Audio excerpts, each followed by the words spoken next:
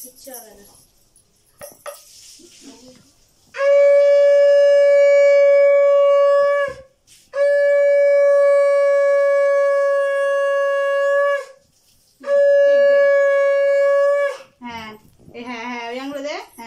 অল্প একটু দে, লম্বা করে দে।